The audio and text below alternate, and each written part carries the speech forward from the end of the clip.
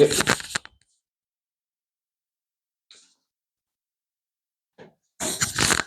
수업을 시작을 해볼까요? 우리 모두 수업을 시작해. 우리 모두 수업을 시작해. 우리 모두 수업을 시작해. 재미없어?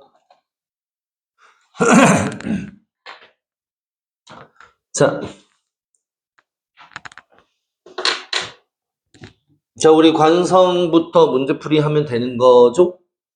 아닌가요? 그런가요? 그런 거죠? 재미없죠? 뭐야, 이것들 왜 대답이 없어? 우리 이거 오늘 하면 한 번만 더 하면 이거 끝나거든요. 그래서 다음 주까지 조금만 더 나가고요. 오케이? 그리고 시험 대비 들어갑시다. 근데 교재를 고민을 했는데, 교재는 니네 때문에라도 조금 어려운 문제집을 해야 될 것 같아요. 괜찮습니까? 그래서 고민을 하다가 그 메가스터디 엔제라고 있어요. 알아요? 몰라요? 메가스터디 엔제라고 있는데 그것부터 먼저 시작을 할게요. 그리고 그거 하고 나서 이제 학력 평가로 막 문제가 나온 게 모아놓은 게 있어요. 그 마더텅이라고. 그래서 마더텅 통합과학으로 이렇게 진로를 나가보도록 하려고요. 괜찮아요. 잘했죠? 죄송할까요? 아무런 대답 없으면 더 한다 나. 어? 자, 갑시다. 페이지는 132페이지. 자, 132페이지. 뚜뚜뚜뚜뚜뚜뚜뚜뚜뚜.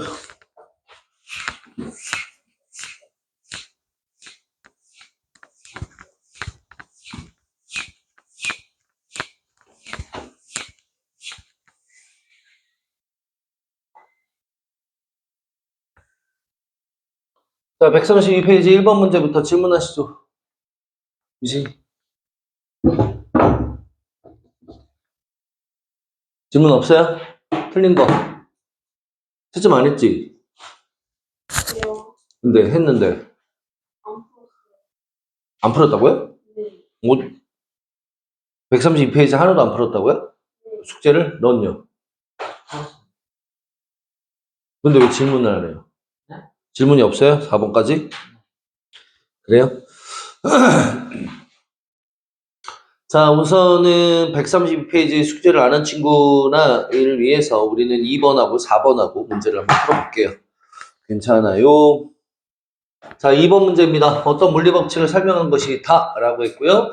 알짜임이 0이면 현재 운동 상태를 유지한다. 이건 이제 관성에 대한 물리법칙입니다. 자, 그래서 이것에 대한 설명을 옳은 것을 골라라. 관성의 법칙을 설명한 것이다. 맞고요. 질량과 관계가 없다. 아니요, 있다. 질량이 클수록 관성이 크다. 괜찮나요? 그거 외우셔야 되고요. 버스가 갑자기 정지할 때 몸이 앞으로 쏠리는 현상과 관련이 있다. 이거 맞는 말이겠죠? 그럼 기억 디귿 몇 번? 3번 이렇게 되겠네요. 어머, 간단한 문제. 자, 그 다음에 4번 문제. 자, 속력과 시간 그래프 나왔어요. 그럼 여기 몇다? 면적이 이동 거리다. 라는 거 잊어버리면 안 되고. 자, 여기는 속력이 빨라지네요. 그 다음에 여기 속력이 느려지네요. 이때는 힘이 있다, 없다? 힘이 있어요. 그 다음에 이때도 힘이 있어요. 잊어버리지 마시고. 자, 질량 2kg짜리예요. 맞아요? 자, 운동량 P는 MV죠? 빨리 쓰세요. 쓰면서 따라야지. P는 MV. 그럼 여기 운동량은 0이고요. 여기 운동량은 얼마? 2 곱하기 4에서 8이고요. 그 다음에 여기 운동량도 마찬가지로 8이고요. 그 다음에 여기 운동량은 0이죠. 괜찮나요?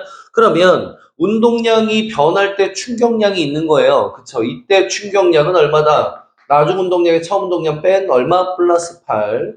그 다음에 여기 나중 운동량, 처음 운동량 뺀 얼마? 마이너스 8. 이게 왜 그러느냐? 한번 생각을 해보면, 자, 얘가 어떻게 오른쪽 방향으로 막 움직인다고 치죠. 괜찮나요?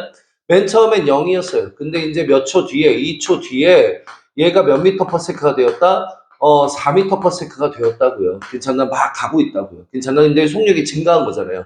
그럼 어느 방향으로 힘을 받아야 돼? 운동 방향으로 힘을 받아야 돼.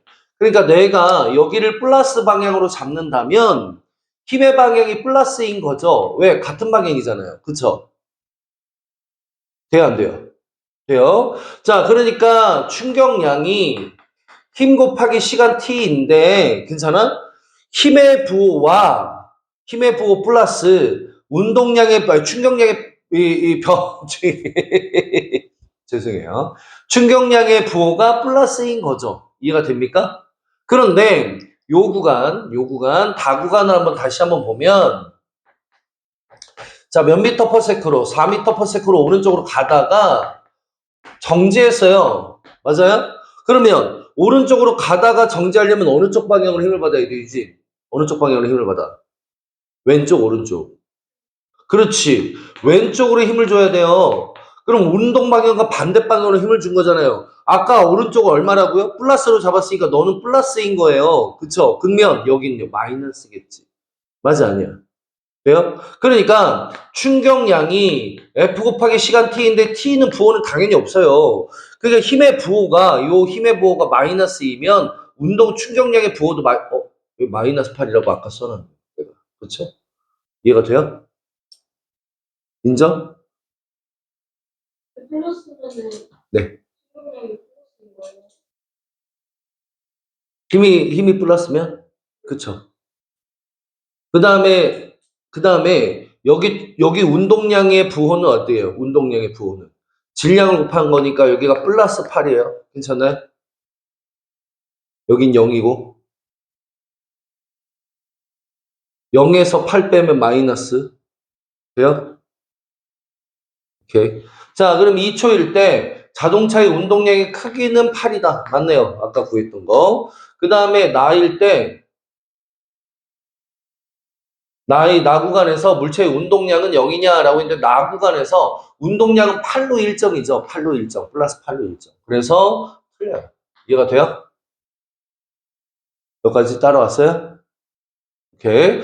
자, 그 다음 물체가 힘을 받는 구간은 여기는 힘을 받았고 여기 힘 받았지만 여기는 힘을 받았어, 안 받았어? 여기는 힘이 받지 않았죠. 왜? 등속으로 움직이려면 알짜힘이 0이잖아요.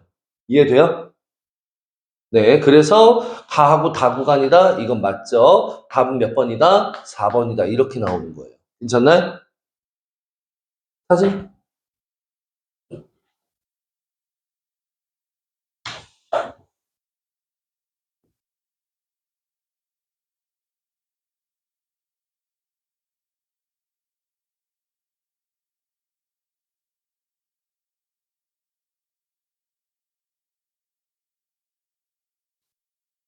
그래서 유진이는 이거 다시 풀 거예요? 네. 네. 풀고서 다시 검사 맡으세요. 자, 그 다음에 5번 문제부터 들어가 볼게요. 자, 5번부터 너는 질문 없나요? 6번이요. 또 없어요? 자, 일단은 선생님이 조금 봅시다.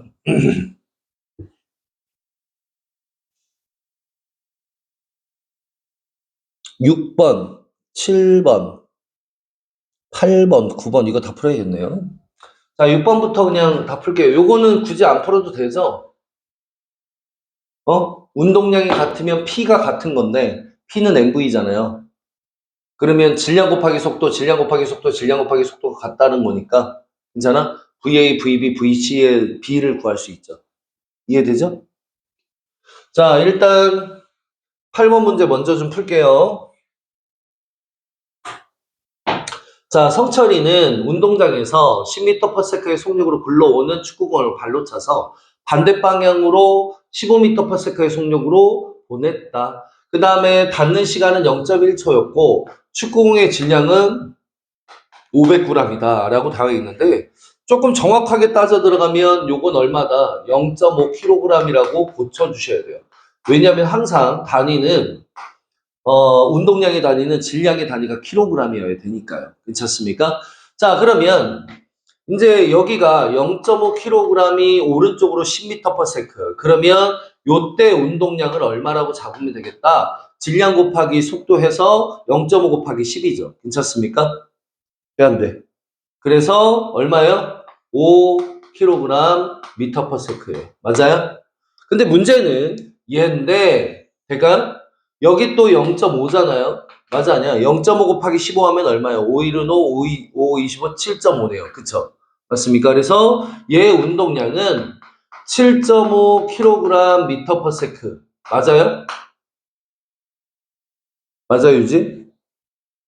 아니요. 틀려요. 왜죠? 표. 왜죠? 죽여버려요. 저것도 진짜. 여기를 플러스라고 잡았잖아요. 돼요? 그러면 반대 방향으로 간 거니까 이건 마이너스로 잡아야 될 거 아닙니까? 될까요? 그럼 너는 마이너스 7.5예요. 이해가 돼요? 그럼 무슨 말이야? 운동의 변화량이 이게 중요한데, 괜찮나요? 나중에서 처음 운동량을 빼라고. 나중에서 처음 운동량을 빼라고. 마이너스 7.5 빼기 5라고요. 그럼 얼마? 마이너스 12.5kg 미터 퍼 세크가 되는 거겠죠. 맞아, 아니야? 이게 자칫하면 여기 마이너스라고 생각 안 하면 그냥 나중 7.5에서 5 빼면 2.5잖아. 그럼 안 된다고요. 알겠습니까? 오케이? 그러니까 마이너스 12.5인데 이게 왜 마이너스 값을 붙어요? 라고 생각을 하면 힘의 방향이 어느 방향이야? 왼쪽 방향으로 힘을 받을 거 아닙니까? 괜찮아? 그러면 힘의 F의 부호가 마이너스이잖아요. 자, 이게 뭐예요? 델타 P가 충격량. 충격량은 F 곱하기 시간 T. F가 마이너스 부호를 가졌다고요. 괜찮나요? 이해돼요? 자, 그럼 계속해서 그러면 마이너스 12.5가 뭐 곱하기 뭐구나? 힘 곱하기 시간 0.1초구나. 그러면 F는 몇 뉴턴이겠구나? 125뉴턴. 마이너스 125뉴턴. 됐나요? 그런데 이런 데서 문제를 풀 때는 크기라고 물어요. 이렇게. 크기라고 묻는다고. 크기라고 물을 때는 이 부호를 신경 쓰면 돼요? 안 돼요? 안 된다고요. 괜찮습니까?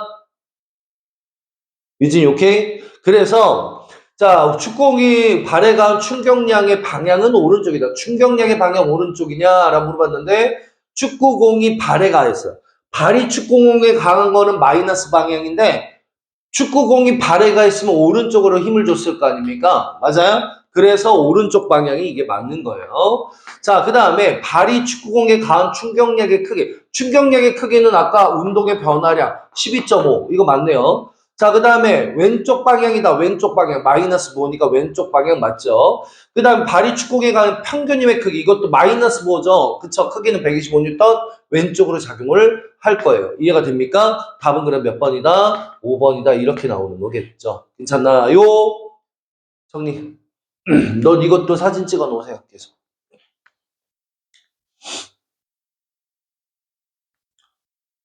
복습할 때 꼭 이렇게 사진 보면서 복습하시면 편하실 거예요. 괜찮습니까? 괜찮아요? 좋은 아이디어 아닙니까? 네가 다시 풀고 이렇게 사진 보면서 확인하고 또 기억 안 나면 영상 다시 보고 얼마나 좋아. 좋아 안 좋아? 별로 근데 쓰진 않는 듯한 느낌이기는 해요. 보면 조회수가 항상 요즘에 다시 1, 2로 떨어졌어요. 어? 알아 몰라. 빨리 표현어. 알아 몰라. 어? 유진이 알아 몰라. 너 솔직히 말해 안 보지? 네. 나쁜 놈. 정말. 안 되겠어. 자, 어쨌든. 자, 그 다음 문제 6번으로 좀 들어가 봅시다. 자, 6번 문제예요. 자, 그림은 질량이 m인 물체가 벽을 향해 일정한 속도 EV로 운동하는 모습을 나는 가의 물체가 벽과 충돌한 후 반대 방향으로 플러스 V로 이게 V로 이렇게 나타나는 모습. 여기 그러니까 플러스 방향으로 잡으면 여기에 운동량 P는 플러스 EMV예요. 그쵸? 맞아요? 그러면 여기는 반대 방향이니까 마이너스 부호를 집어넣어야 되고 그럼 여기에 운동량은 얼마겠다? 마이너스 MV가 되겠죠. 그러면 충격량의 크기, 즉 델타 P는 얼마라고 해야 되니? 나중에서 처음 빼라고. 다시 나중에서 처음을 빼시라고. 그럼 나중은 얼마인데? 마이너스 MV. 그럼 마이너스 처음 플러스 2MV. 그러면 얼마다? 여기가 마이너스 3MV 된다. 이 말이겠지? 돼요? 그게 바로 충격량이죠. 이해가 되시나? 돼요? 자, 그래서 MV이 아니라 3MV고요. 자, 충돌한 동안 충격량의 크기는 3MV다. 맞고요. 그 다음에 충돌할 때 물체가 벽으로 받는 힘보다 벽이 물체로 받는 힘의 크기가 크다? 아니요. 같다. 작용, 반작용 기억하시기 바라고요. 그럼 답 몇 번이다? 2번이다. 이렇게 나오는 거죠. 정리.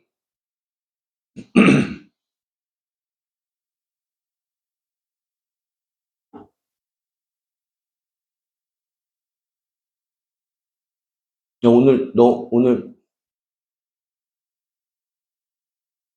응? 아니에요. 이따가. 사진 찍었어요? 빨리 찍어요. 그냥 영상으로 볼 거예요? 아니요. 아니면 필기를 빨리빨리 해놓든가. 괜찮을까요? 너 이해가 됩니까, 지금? 안 되면 빨리빨리 얘기하세요. 그냥 다시 설명하게. 그 8분대 네. 신용량이 강한 거. 충격량이 오른쪽이냐고요? 신용량이 충격량의 방향이 오른쪽. 아니. 봐봐요. 자, 8번에서, 돼요? 이것 때문인가요? 기억 때문에. 축구공이 발에 간 거예요. 발이 축구공에 간 건 왼쪽으로 힘을 준 거죠. 괜찮아요? 그러니까 축구공의 충격량은 왼쪽이에요. 이해가 돼요? 근데 축구공이 발한테 힘을 줬잖아요. 내가 얘를 때리면 아파, 안 아파? 아파. 얘도 나 때린다고요. 이해돼요? 내가 발로 축구공을 차면 축구공이 내 발을 때려요. 이해돼요, 안 돼요? 그러니까 반대 방향으로 나타날 거 아닙니까? 힘이 반대 방향으로 이게 축구공이 발에게 힘을 준 거라고. 발에 힘을 준 거라고. 이해가 되나요? 그러니까 이게 오른쪽 방향이라 충격량의 방향이 오른쪽이 되는 거죠. 이해가 돼요? 이제 여기 보면 발이 축구공이 발에 반대 표현이죠. 이해가 됐어요? 넘어가면 될까요? 자, 그 다음으로 자 이제 7번 문제 들어가 볼게요. 그러니까 질문이 있으면 지금처럼 이렇게 바로바로 질문하세요. 괜찮아요. 괜찮아요? 자, 직선시 상에 정제했던 질량 2kg짜리 수레에 근데 이거 켰어. 자, 가나 다의 방법으로 힘을 가한 것을 나타낸 것이다 라고 했고요. 자, 힘과 시간 나왔어요. 봐봐야지. 힘과 시간 나왔으면 충격량이죠. 충격량은 힘 곱하기 시간이니까요. 그쵸? 맞아요? 그래서 여기 얼마다? 4, 2, 8. 그 다음에 여기는 5, 2, 10. 여긴 0.2 곱하기 10 하니까 2. 이만큼 뉴턴 세크겠구나 라는 거예요. 괜찮나요? 그런데 정지에 있던 질량 2kg짜리 수레에 그랬어요. 괜찮나요? 우선 충격량은 델타 P인데 이 델타 P는 나중 P 마이너스 처음 P예요. 처음 P, 처음 운동량. 지금 처음 운동량이 정지에 있었기 때문에 있다 없다? 없다가 되는 거예요. 괜찮습니까? 처음 운동량이 없다. 이해가 돼요? 돼요? 자, 그러니까 이 숫자들은 나중 운동량이 되는 거죠. 그러니까 충격량 8은 나중 P, 충격량 10은 나중 P, 충격량 2는 나중 P가 되는 거예요. 이해가 됩니까? 돼, 안 돼? 그러니까 가일 때, 괜찮나? 충격량이 8이라며. 근데 이 8이 델타 P잖아. 맞아, 아니야? 돼요? 그러니까 8이라는 놈은, 됐나요? 나중 P 마이너스 처음 P인데, 나중 운동량 마이너스 처음 운동량인데, 정제에 있다고 했으니까 처음 운동량은 0이라고요. 괜찮나요? 그럼 나중 운동량이 8이라는 얘기죠. 맞아요? 근데, 자, 2kg짜리 물체니까 너는 2kg 곱하기 속도 V가 돼서 속도 V가 얼마게 되겠어요? V가 4m/s 이렇게 떨어질 거 아닙니까? 맞아, 아니야? 돼요? 자, 그러면 똑같은 방법으로, 가 말고 똑같은 방법으로 다를 한번 구해볼까요? 돼요? 빨리 구해보세요. 나, 다 속도 얼마가 될까요? 나, 다, 나, 다.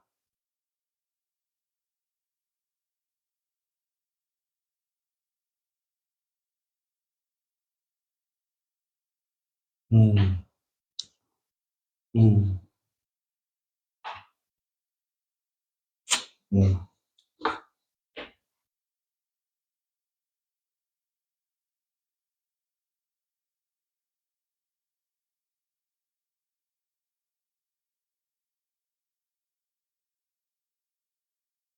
되었어요?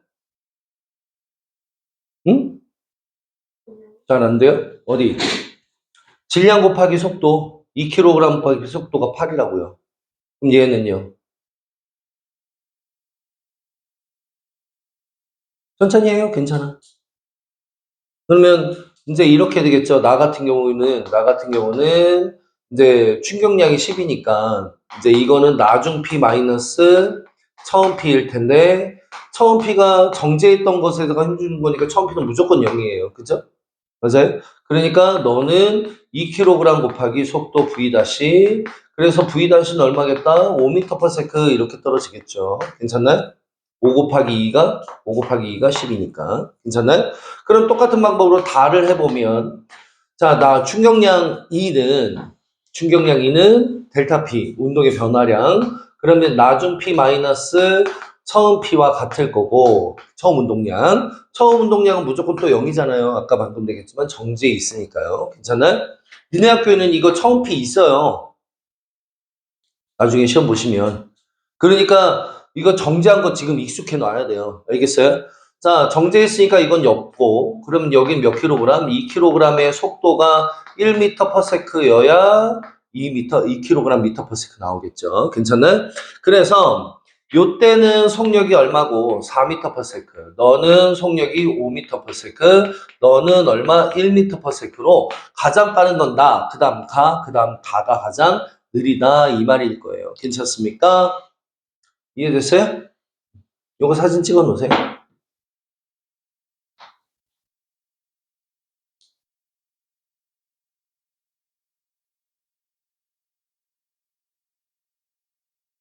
근데 요거 도면대로 가려지는 거 아닌가? 안 가려지네. 오, 나 신기해. 자, 그 다음에 9번 문제입니다. 질량이, 그림은 직선상에서 운동하는 1kg짜리 공이 7m/s의 속력으로 벽에 충돌하여 반대방향으로 튀어나올 때 공에 작용하는 힘의 크기를 시간에 따라 나타내었다라고 했어요. 자, 그러니까 예를 들어서 여기가 이제 1kg에 7m/s로 들어갔는데 괜찮나요? 이제 벽과 빵 충돌을 했다 이거예요. 그러면 이제 얘가 튀어나오겠죠. 얼마의 V라는 속도를 가지고. 맞아요? 자, 그랬는데, 이제 여기에 이거는 넓이, 힘과 시간의 그래프는 넓이의 충격량인데, 충격량이 11이란 얘기죠. 11 뉴턴 세크. 근데 이게 그대로 델타 P랑 같다라고 했잖아요. 그쵸? 충격량은 운동의 변화량. 괜찮아요? 변화량. 운동의 변화량은 이렇게. 근데 변화량은 뭐라고요? 나중 운동량에서 처음 운동량을 빼준 값이에요. 맞아요? 그래서 자칫 이렇게 구할 수가 있어요. 자, 나중 운동량은 1kg 곱하기 V. 처음 운동량은 1kg 곱하기 7. 그럼 7kg m/s. 이게 얼마구나? 11이구나. 이렇게 풀면 되겠어요? 돼요, 안 돼요? 안 돼요. 왜죠? 부호를 하나도 고려를 안 했잖아요. 괜찮나요? 돼요? 부호를 하나도 고려 안 했으니까 그렇죠. 여기에 충격을 받을 때 힘의 방향이 왼쪽이에요. 그쵸? 맞아요? 힘의 방향이 왼쪽인 거 고려하면 너 어떻게 할 거예요? 오른쪽을 플러스 왼쪽을 마이너스로 놓을 겁니까 또? 봐봐야지. 그럴 거예요? 그러면 여기다가 플러스 여기다 마이너스로 두면서 얘는 마이너스를 붙이셨어야 돼요. 돼요? 이거저거 잘 고민 안 되면 나중 운동량과 처음 운동량을 더해야 한다라고만 생각하세요. 반대방으로 돌았으니까. 그래도 상관은 없어요. 알겠습니까? 뭐 어쨌든 자 지금은 마이너스를 이렇게 붙인다라고 생각하면서 문제를 한번 풀어보면 됐나요? 풀어보면 어떻게 되겠다. 여기는 이제 마이너스가 들어간 거죠. 여기에 이렇게 마이너스 또 붙여야 되는 거죠. 괜찮나요? 그래서 식을 다시 한번 11은 마이너스 v 마이너스 7이라고요. 괜찮나? 넘기면 마이너스 3. 그럼 v는 얼마다? 3m/s 이렇게 떨어져 이제 이런 속도로 움직였구나 라고 생각하면 되겠네요. 자, 벽이 충돌하기 직전 공의 운동량. 충돌하기 직전의 공의 운동량은 1kg 곱하기 7m/s예요. 그러니까 틀렸어요. 자, 벽과 충돌에 튕겨나온 직후 공의 속력은 충돌하기 직전의 속력보다 증가했니라고 했는데 직후는 얼마가 되었어요? 3m/s. 그래서 증가했어요, 감소했어요? 감소했네요. 자, 그 다음에 그래프 아래의 넓이는 벽으로부터 공이 받는 충격량의 크기와 같니? 네, 맞아요. 그러면 디귿 하나 맞아서 답이 2번 이렇게 되는 거예요. 괜찮습니까? 이해됐어요? 빨리 사진 찍으세요. 이제 일정도 이해가 안 돼요. 나중에 또 설명할게요. 일단 사진 찍어 놓으세요. 그 다음에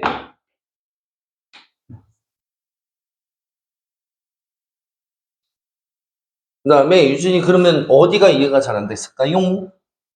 지금 다시 처음부터. 자, 1kg이 7m/s 요거는 이해됐나요? 자, 그래서 여기 처음에 운동량은 7kg m/s구나. 될까요? 자, 그 다음에 여기 넓이, 힘과 시간 그래프 넓이 충격량이다라는 건 아시죠? 괜찮나요? 네. 자, 충격량은 델타 B 이해되시나요? 운동의 변화량. 운동의 변화량은 나중 운동량 마이너스 처음 운동량. 여기까지는 되나요? 네. 자, 이제 그림으로 들어가서. 그러니까 벽과 충돌하기 전에 얘는 1kg짜리가 오른쪽으로 7m/s였구나. 그림 그릴 수 있죠? 돼요? 근데 벽과 충돌을 빵 해서 튀어나오기를 얼마로 튀어나왔니? V라는 속도로 튀어나왔다? 괜찮나요? 돼요? 그래서 벽과 충돌을 하는데 이 충돌할 때 힘의 방향은 어느 방향이다? 왼쪽으로 힘을 받는다. 그러니까 얘를 플러스라고 잡으면 여기는 마이너스를 붙여야 한다라는 겁니다. 될까요? 그러니까 이 충격량 넓이 11은 실제는 얼마다? 마이너스 11 뉴턴 세크다라고 찾으셔야 돼요. 이해돼요? 괜찮아? 그러니까 자 델타 이제 이 운동의 변화량 델타 P가 얼마다? 마이너스 11kg 미터 퍼 세크라고 잡으셔야 되고 여기 마이너스 자 이게 자 나중 운동량 얼마다? 나중은 1kg 곱하기 V니까 마이너스 V 맞나요? 1kg 곱하기 V 마이너스 V 자 마이너스 처음 운동량 얼마다? 플러스 7을 빼준다 이 말이에요. 괜찮습니까? 그러면 요거 넘어가면 어떻게 돼요? 플러스 7이죠? 괜찮나요? 마이너스 7을 넘어가면 플러스 7. 괜찮나요? 그래서 여기 마이너스 3, 3은 얼마다? 마이너스 V 해서 V는 3m/s 이렇게 떨어진다. 보여. 괜찮나요? 됐어요? 그래서 다시 한번 보면 충돌하기 직전의 운동량 아까도 얘기했지만 7이었고요. 그 다음에 튕겨나온 직후의 공의 속력 은 아까 얘기했던 3m/s가 되는 거니까 증가가 아니라 감소해야 되는 거고요. 그 다음에 요거는 맞는 말이고요. 다시 할까요? 아니 네가 탁 걸린 것도 있을 거예요. 빨리 얘기해 보세요. 괜찮아요. 천천히. 여기까지 괜찮겠어요? 다음에는 이제 어떻게 하시면 되냐면 봐봐 어떻게 하시면 돼 부호를 자꾸 신경 쓰니까 너무 짜증이 나잖아요 그쵸 짜증이 나는 거 잘 보시면 둘이 더한 값이 그냥 부호를 띄고 둘이를 더한 값이 11이에요 그쵸 생각해 보세요 여기는 3이고 괜찮아요 이거 3이 아니라 4네 아씨 진짜 얘기 좀 해줘 진짜 자 다시 11에서 7 빼면 4죠 sorry. 다시. 자, C4하고 7 더하면 11 나오잖아요. 부호를 띄면. 괜찮아? 항상 이래요, 항상. 알겠죠? 반대로 움직이게 되면 둘이 더한 값이 충격량이 돼요. 알겠습니까? 그렇게 외우셔서 풀어도 크게 무방은 없습니다. 알겠습니까? 자, 그 다음 문제로 가볼게요. 자, 10번 문제부터 또 질문. 은호. 여긴 없어요. 그러면 선생님이 조금 체크를 해보기를 몇 번 하면 될 것 같니? 여기는 10번 하고요. 12번 두 문제만 합시다. 요거 두 문제만 이렇게 또 하고 넘어가면 될 것 같네요. 괜찮아요? 자, 그림 가는 질량이 4M짜리 자동차 A와 M짜리 자동차 B가 각각 V와 EV의 속력으로 등속 운동하는 모습을 나는 두 자동차가 벽에 충돌하여 정지할 때까지 벽으로부터 받는 힘의 크기를 순서 없이 나타냈는데 그래프 아래 부분의 넓이는 X가 Y보다 크다 그랬어요. 괜찮습니까? 오케이? X가 Y보다 크다. 밑줄 좀 쳐두시고. 자, 어디다가 또 동글뱅이 치셔야 되냐면 꼭 다른 색깔로 벽과 충돌하여 정지 동글뱅이 꼭 치세요. 벽과 충돌하여 정지 빨리빨리. 아저씨 동글뱅이 너도 빨리 동글뱅이. 자, 그러면 여기는 몇 MV짜리가 4MV짜리가 얼마가 되었고 0이 되었고 여기는 2MV짜리가 얼마가 되었고 0이 되었어요. 괜찮습니까? 될까요? 그러면 얘의 충격량은 얼마예요? 충격량. 나중에서 처음 뺐으니까 얼마다? 4인V가 되겠죠? 물론 마이너스 4인V지만 그거는 생략하자고요. 그 다음에 여기도 충격량은 얼마가 돼요? 여기는 2NV가 되겠죠? 운동의 변화량. 괜찮아? 부어띄면. 자, 그러면 넓이가 누가 더 넓어야 돼요? A가 더 넓어야 되는 거 아닙니까? X가 넓다고 했으니까 이게 A구나, 너가 B구나 라고 판단하면 되겠어요. 그쵸? 그러면 힘의 크기는 어떻게 되느냐 이거예요. 자, 충격량은 돼요? 힘 곱하기 시간은 델타 P잖아요. 괜찮나요? 운동의 변화량. 맞아, 아니야? 그러면 운동의 변화량은 지금 다 각각 구했어. 4NV, 2NV. 맞아? 그럼 힘은 시간분으로 나누면 작용한 힘의 크기가 나오겠네요. 그러니까 A의 힘의 크기는 얼마? T0분의, 시간 T0분의, 이거 넘어가면 T0분의 몇 NV고? 4NV고. 그 다음에 FB는 몇 T0분의 2T0분의 얼마다? 2NV다 라고 할 수가 있구나. 괜찮나요? 그러면 이게 몇 배입니까? FA가 FB의 몇 배예요? 4배죠, 4배. 괜찮나요? 자, 알죠? 네. 자, 운동의 변화량의 크기는 A가 B의 2배, 운동의 변화량은 A가 2배네요. 그쵸? 자, 그 다음에 X는 A 거니? 네, 그렇습니다. 벽으로부터 받는 평균임의 크기는 2배가 아니라 몇 배다? 4배구나 라고 판단하셔야겠죠. 그쵸? 그래서 답은 몇 번이다? 3번이다. 이렇게 나옵니다. 정리. 사진 찍어, 빨리 사진. 유진이 그냥 심심해 죽겠네, 아주 그냥. 그래, 안 그래? 졸려요. 지금 몇 MV에 막 충격량, 막 이러면서 지금 하루도 못 알아듣겠네! 막 이러는 거 아니죠? 어? 유진아, 지금 속마음을 들킨 건 아니죠? 미안해요. 내가 알고 있는 건데, 지금 유진이 다 알고 있을 텐데, 지금 자꾸. 은호! 졸지 마! 은호! 졸지 마! 3월 1일 날 지금 피 같은 휴일 날 지금 여기 나와서 공부하면서 니네 왜 이렇게 축축 처져 있는 거야? 힘내! 파이어!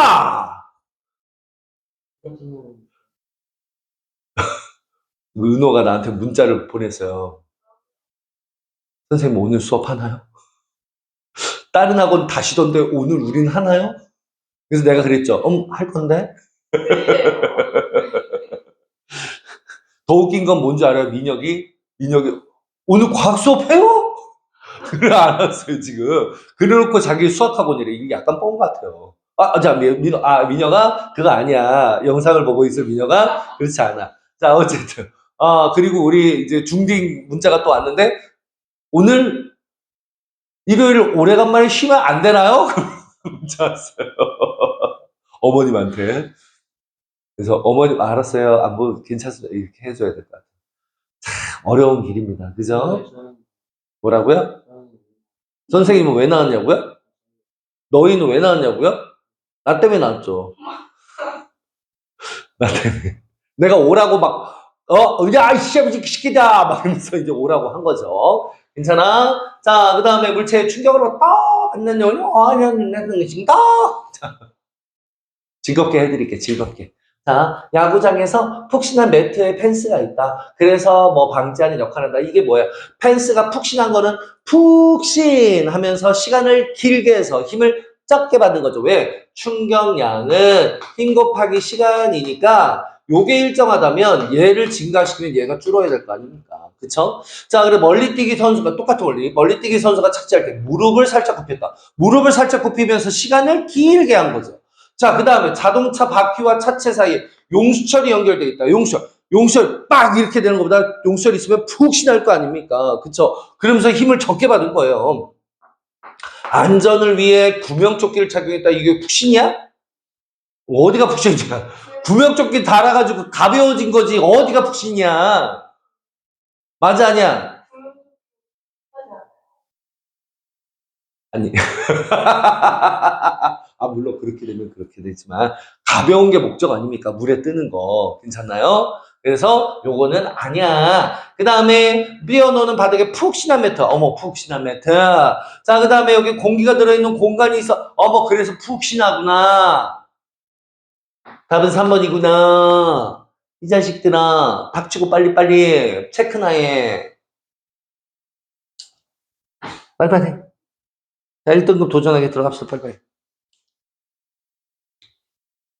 몇 분 안 남았어. 몇 분 안 남았어.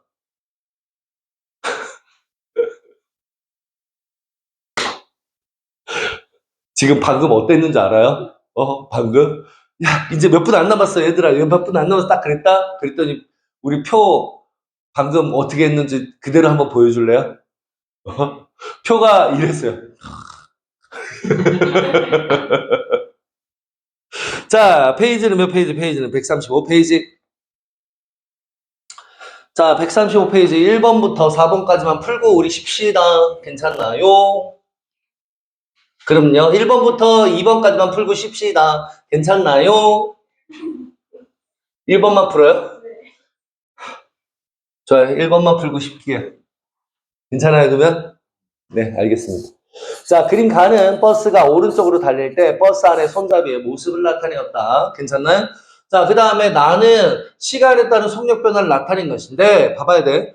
속력이 빨라지면 뒤로 나타나고요. 속력이 느려지면 앞으로 쏠리지 않습니까? 생극이 앞으로 쏠리는 것처럼 니은 쪽으로 갈 거예요. 그쵸? 그러니까 속력이 증가하면 어느 쪽으로? 기역 쪽으로 갈 거고, 속력이 감소하면 어느 쪽으로? 니은 쪽으로 갈 거라고요. 괜찮나요? 그러면 처음에 속력 증가니까 어느 쪽으로 갈 거다? 뒤로, 기역. 그 다음에 여기는 기울어짐이 없어. 증가니까 기역. 그 다음에 감소니까 니은 이렇게 되겠죠. 그러니까 기역, 정지, 니은 답은 몇 번? 2번 이렇게 떨어질 것 같아요. 너무 빨리 풀어서 우리 한 문제만 더 풀까요? 그럼 안 돼요? 약속은 약속이야? 알았어요. 아, 정말. 좀 쉬었다 합시다.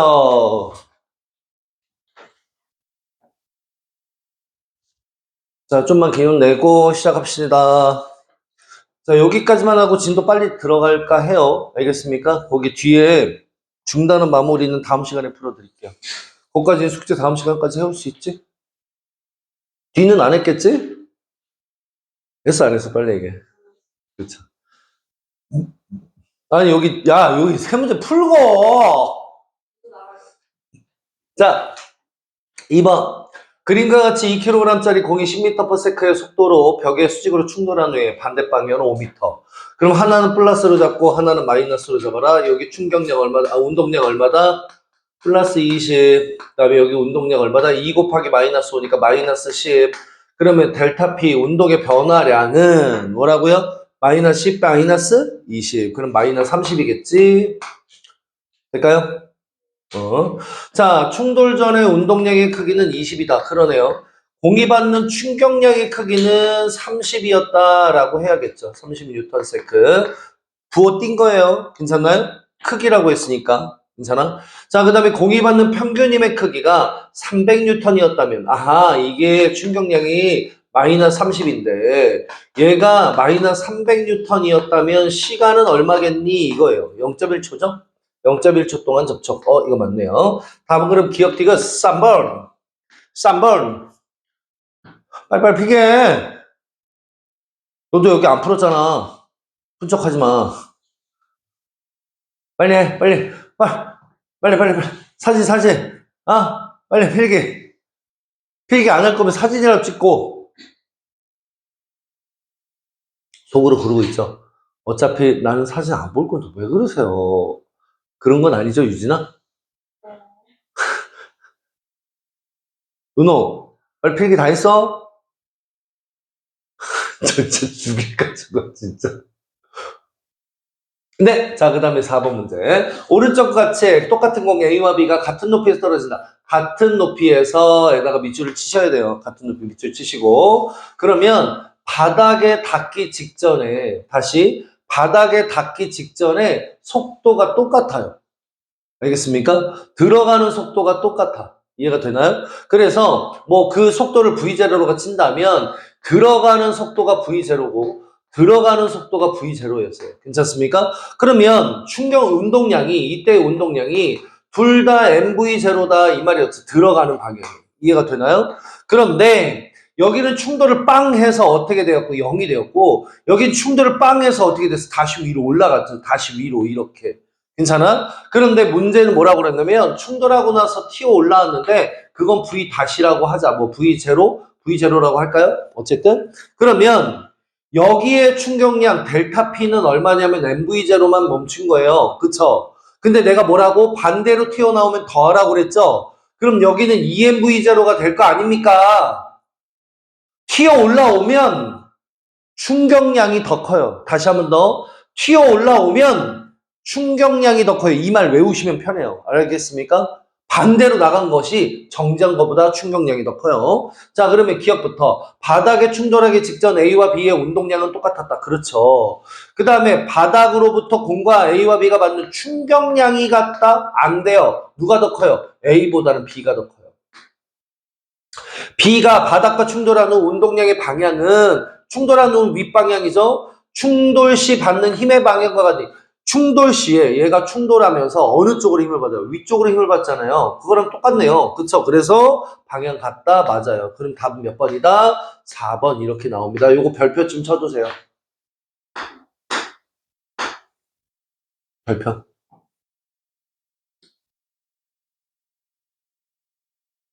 다 됐어요? 사진 찍었어? 안 찍었잖아. 찰칵 소리가 안 났는데. 났어? 넌 필기 다 했어? 안 했잖아. 진짜. 이 싸라가는 것들 정말. 다 됐어요? 자, 위로 좀 올릴게요.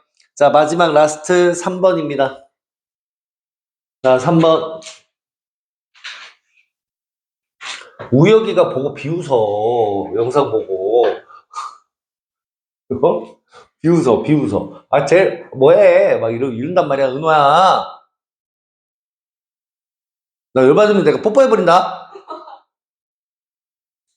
정신 차려. 졸지 마, 이제.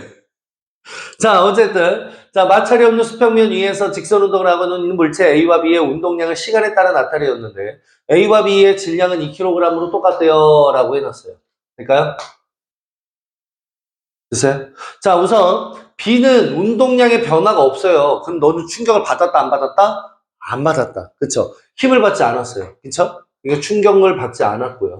그 다음에 A 같은 경우는 충격이 운동량이 0에서 얼마까지? 2까지 이렇게 변한 거 아닙니까? 그쵸? 그러니까 얘는 충격을 받았어. 충격량이 델타 P래. 델타 P가 얼마다? 2에서 0 빼니까 2kg 미터 퍼 세크, 2 뉴턴 세크 이렇게 나오겠죠. 괜찮나요? 자, 갑니다. 0에서 4초 동안 A가 받는 충격량의 크기는 2 뉴턴 세크다. 네. 됐습니까? 운동의 변화량이니까. 그러면 4초일 때 A의 속력은 얼마냐? 4초일 때 운동량이 2예요. 2kg 미터 퍼 세크. 그런데 얘는 질량 2kg 곱하기 속도 V로 이렇게 나타날 거 아닙니까? 운동량은 MV니까요. 자, 됐어요? 그러면 속도는 0.5가 아니라 1m/s죠. 자, 그 다음에 B에 작용하는 힘 있다 없다? 여기는 힘이 작용하지 않았다. 그러니까 크다가 될 수 없어요. 답은 몇 번이다? 1번이다. 이렇게 되겠죠. 괜찮나요? 정리? 설마 해서 하는 말인데 A에 작용하는 힘의 크기를 조금 찾으면 F 곱하기 시간 T가 얼마다? 2kg. 시간이 몇 초인데? 4초.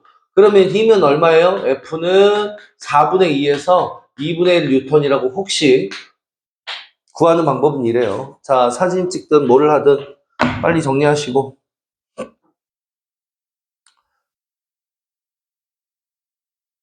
근데요, 내가 수능 맛보기 풀어줬나요? 140페이지?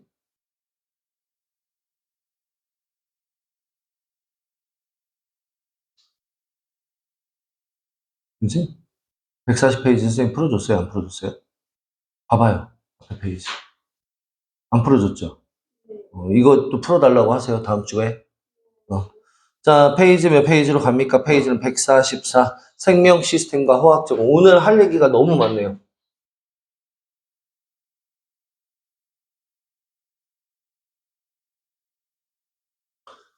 자, 오늘 할 얘기가 너무 많아요. 갈까요? 자, 생명 시스템. 찾았나요? 자, 우리 몸을 이루고 있는 하나의 시스템이다. 이 말이에요. 생명체가. 자, 그래서 얘네들은 뭘로 돼 있어요? 가장 기본적 단위 세포로 돼 있고, 그 다음에 세포들이 모여서 조직을 이루었고, 조직들이 모여서 기관을 만들었고, 기관이 모여서 개체가 되었는데, 자, 일단 세포는요, 구조적, 기능적 단위에다가 밑줄 치시면 되겠고, 괜찮아요? 조직에다가는 세포들의 모임이라고 생각하면 돼요. 그러면 뭐가 있을까요? 근육세포의 모임, 근육 조직이 있고요. 신경세포의 모임, 신경 조직이 있고요. 괜찮나요? 상피세포들의 모임, 상피 조직이 있고요. 맞아요? 이해가 돼요? 근데 문제는 위를 한번 생각해 볼까? 위? 위에는 근육이 있어요, 없어요? 있어요. 움직이잖아. 근육 조직이 있죠. 신경이 있어요, 없어요? 있어요. 배 아프잖아. 맞아, 아니야? 신경 조직이 있어요. 맞습니까? 그 다음에 상피 조직, 표피 조직 있어, 없어요? 있어요. 둘러쌌잖아. 맞아, 아니야? 근데 문제는 소장에서도 이렇지 않나요?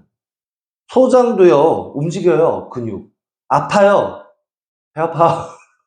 신경. 맞아, 아니야? 또 둘러쌌어요, 상피 조직이. 맞아, 아니야? 그러면 똑같은 조직들이 모였는데 왜 기관이 달라? 기능이 달라. 모양이 달라서 기능이 달라. 모양이 다르면 기능이 달라요. 알겠습니까? 그래서 여러 조직들이 모여 고유한 형태와 기능을 나타내는 것이라고 나와 있어요. 괜찮습니까? 이해가 되셨죠? 자, 그리고 그것들이 모여서 개체가 되었다라고 생각하면 됩니다. 이런 단계별로 되어 있어요. 그러면 그 가장 기본적인 단위 세포에 대해서 한번 알아보자라는 거고요. 자, 밑줄 쳤죠? 이거 빨리빨리 밑줄 치면서 따라와야 돼, 아가들. 똥강아지들 밑으로 내려. 자, 밑으로 내리면 이제 세포. 세포는 당연히 별표가 몇 개? 2개. 시험 문제가 엄청 잘 나와. 반드시 암기하셔야 돼. 될까요? 자, 그러면 이제 그림부터 먼저 확인해 봅니다. 자, 여기 동글뱅이 있는 거 핵, 여기에 이제 DNA 들어가 있죠. 그 다음에 그 옆에 이렇게 주름진 구조 있죠? 주름진 구조. 이게 이제 수포체예요. 그러니까 물질들이 거기를 통해서 이동을 합니다. 그 앞에 막 이렇게 점박이 같은 게 붙어 있죠? 이렇게 점박이 같은 거. 괜찮아요? 그게 라이보솜이래요. 라이보솜에서는 단백질이 합성되는 것이고요. 그 다음에 여기 와이파이처럼 생긴 거 있죠? 여기 이렇게 와이파이처럼 생긴 거. 이게 이제 골지체인데 이게 막으로 둘러싸는 형태예요. 그러니까 즉 다시 말하면 단백질은요. 세포막을 통과할 수가 없어요. 너무 크니까. 괜찮나? 그래서 단백질이 통과해서 나갈 때는 쌤 봐야 돼. 단백질이 통과해서 나갈 때는 외포작용 같은 걸 하는데 이게 무슨 말이냐? 세포막과 똑같은 막으로 이렇게 단백질을 둘러싸놔요. 그럼 이제 얘가 세포막으로 가잖아?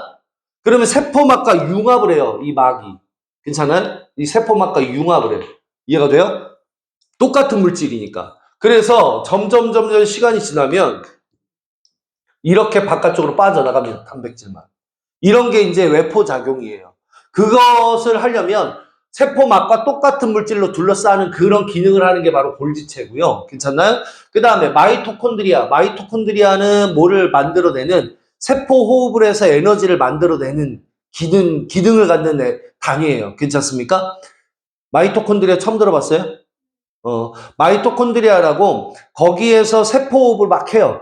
다른 데서는 에너지를 못 만들어. 여기서 에너지를 만들어. 포도당을 분해시켜서 에너지를 만들어내는 단위가 구조가 바로 마이토콘드리아. 그 다음에 세포막이 있고요. 옆에 자 중요한 건 이놈 두 놈 엽록체가 있고 세포벽이 있는데 식물세포만 있다. 거기다 동글베개 치시고요. 자 엽록체는 뭐 하는 거 알죠? 광합성 하는 곳. 그 다음에 세포벽은 식물세포에 있는 중력을 이겨내기 위해서 식물세포에만 있는 단단한 구조, 세포의 형태를 이제 유지할 수 있게 만들어주는 단단한 구조물을 얘기합니다. 괜찮나요? 자, 다시 읽으면서 정리 다시 할게요. 괜찮나요? 자, 핵이네요. 뭐라고요? 유전물질인 DNA가 여기 안에 있어. 생명활동을 조절한다. 밑줄. 자, 라이보솜 별표. 라이보솜 처음 들어봤잖아. 라이보솜 별표. 자, 여기는 단백질이 합성되는 장소 밑줄. 됐나요? 자, 그 다음에 소포체는요. 이동 통로래요. 이동 통로. 자, 라이보솜에서 합성된 단백질을 골지체나 다른 부위로 운반하는 게 소포체. 자, 그 다음에 골지체 뭐다? 막으로 싸서 세포 밖으로 분비. 세포 밖으로 분비. 괜찮아요? 이게 골지체. 자, 마이토콘드리아 별표 하나. 별표 또 하나. 자, 여기에서는 세포호흡이 일어나는 장소다라고 되어 있어요. 세포호흡이라는 게 뭔데? 우리 중딩 때 배우기를 포도당, 즉 C6H12, O6라는 굉장히 큰 덩어리의 분자를 CO2나 H2O로 만들어내는 거예요. 그러니까 굉장히 간단한 분자로 바꿔내는 거거든요. 간단한 분자로 바꿔내면 어떻게 되겠어요? 결합 뭐 엄청나게 많이 하다가 조금밖에 안 하면 그만큼의 에너지 차이만큼 에너지가 방출됩니다. 괜찮나요? 그러면 이렇게 방출되는 에너지를 가지고 우리가 근육 운동에 사용하거나 말을 하거나 선생님처럼 행동을 하거나 맞아요? 생명활동 유지에 사용하고 있다 이런 뜻이겠죠. 이해가 됩니까? 자, 그래서 산소를 이용해 영양소를 분해하여 분해 동글베개 치시고 세포가 생명활동에 필요한 에너지를 생산한다. 그 에너지 단위가 ATP예요. 생명체에서 사용할 수 있는 에너지 단위 ATP다라고 보시면 돼요. 돼요? 아데노신, 트리플 인산 뭐 이렇게 돼 있는데 굳이 넘어갑시다. 자, 그 다음에 세포막. 자, 세포를 둘러싸고 있는 얇은 막으로 물질 출입 조절 밑줄 치셔야 되겠고 치면서 따라가고 오는 거 맞죠? 유진이 빨리 다 밑줄 쳤어요? 네, 안 친 것 같은데. 네. 왜요? 어디 뭐가? 마이토콘드리아가 이해가 안 돼요? 아니요. 그럼 왜요? 졸려서 그렇구나. 그럼요. 빨라요. 아, 너무 빨라요? 네. 사실 선생님이 할 게 지금 너무 많아가지고, 뒤가 너무 많아가지고. 미안해요. 천천히 좀 해볼게요. 다시. 자, 여기까지는 이해가 됐나요? 요건요? 마이토콘드리아는 이해됐어요? 넘어가도 괜찮을까요? 오케이. 자, 그 다음에 액포는 노폐물을 저장하는 곳이다. 여기 액포, 요것들 좀 보이십니까? 요런 거? 괜찮나요? 이런 데에 이제 그 생명활동을 하고 남은 찌꺼러기들이 있잖아요. 그런 찌꺼러기들이 여기에 저장된다. 그러니까, 나이가 많은 식물세포에 주로 많아요. 동물세포에도 약간 있긴 한데, 그거는 이제 세포막은 물질이 막 밖으로 잘 빠져나가니까 크게 발달하진 않는데 여기 식물세포에는 세포벽이 있어서 방해를 많이 받아요. 물질 출입에. 괜찮나요? 그래서 노폐물이 빠져나가지 못하고 여기 쌓이는 겁니다. 괜찮습니까? 그래서 나이 많은 식물세포의 크게 발달 뭐 이렇게 돼 있는 거예요. 괜찮나요? 자, 그 다음으로 넘어가시면 엽록체입니다. 엽록체 광합성 매우 중요하죠. 어머, 이거 별표인데 참.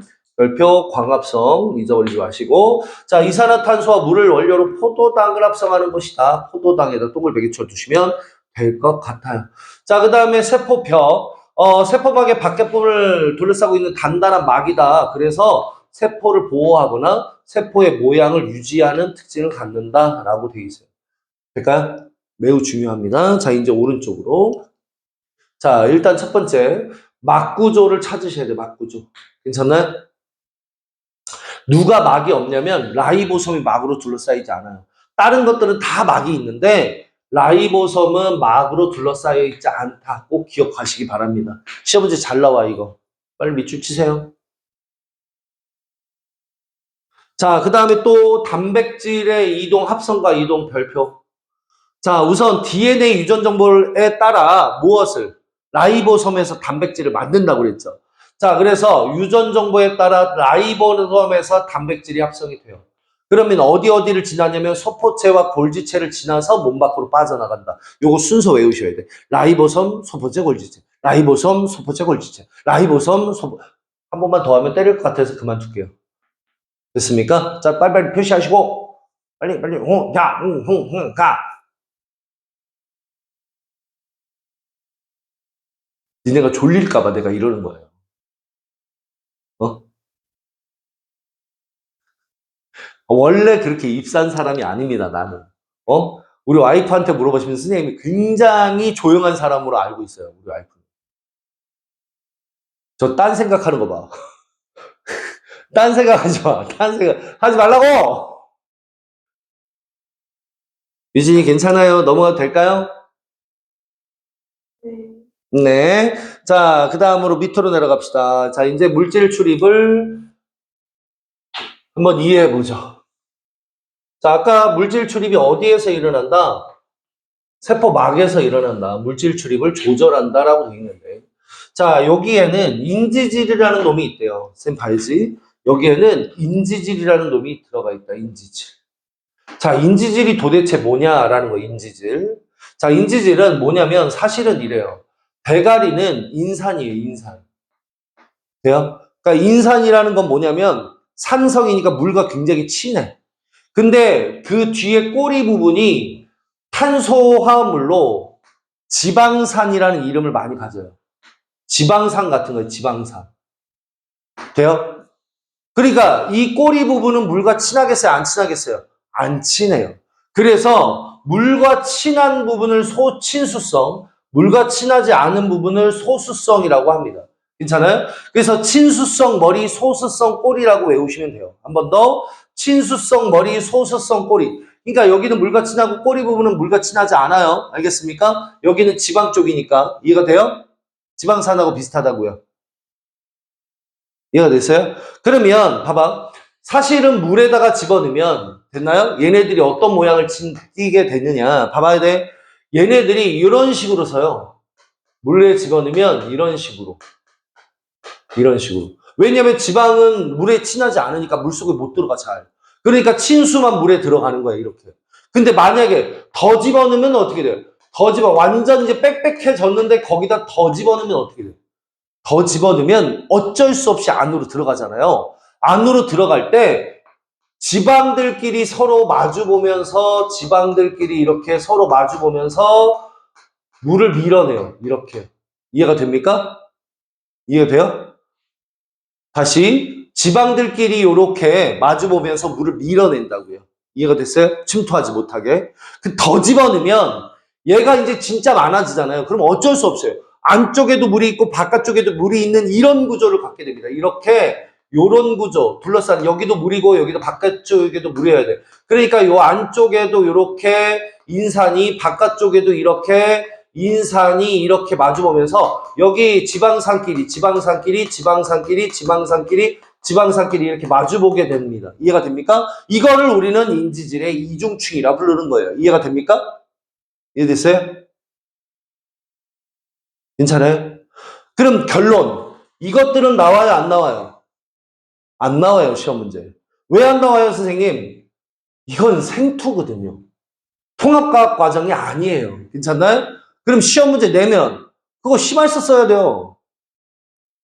안 가르쳐주고 시험 내면 안 돼요. 알겠습니까? 학교에서. 그러니까 신경 쓰지 마시고 지금은 뭐다? 인지질의 이중충이라는 게 있다. 바깥쪽에도 물이고 안쪽에도 물이다. 이렇게 생각하면 돼요. 이쪽에도 물이고 안쪽에도 물이다 라고 생각하시면 돼요. 괜찮나요? 이해가 돼요? 자, 인지질의 이중충으로 쫙 둘러싸여져 있어요. 그런데 아까도 얘기했지만 요 사이는 뭐라고요? 지방산. 지방산이니까 물과 친한 물질이 이 지방산을 뚫고 들어갈 수가 있어 없어? 없어. 그래서 막단백질이라는 게 또 박혀 있는 거예요. 이해가 돼요? 그래서 인지질의 이중충에 막단백질로 파묻혀 있다. 이런 구조로 되어 있다. 주성분이 인지질과 단백질이다. 이거예요. 괜찮습니까? 빨리빨리 밑줄 치시죠. 친수성, 소수성도 동글베기 치시고. 됐어요?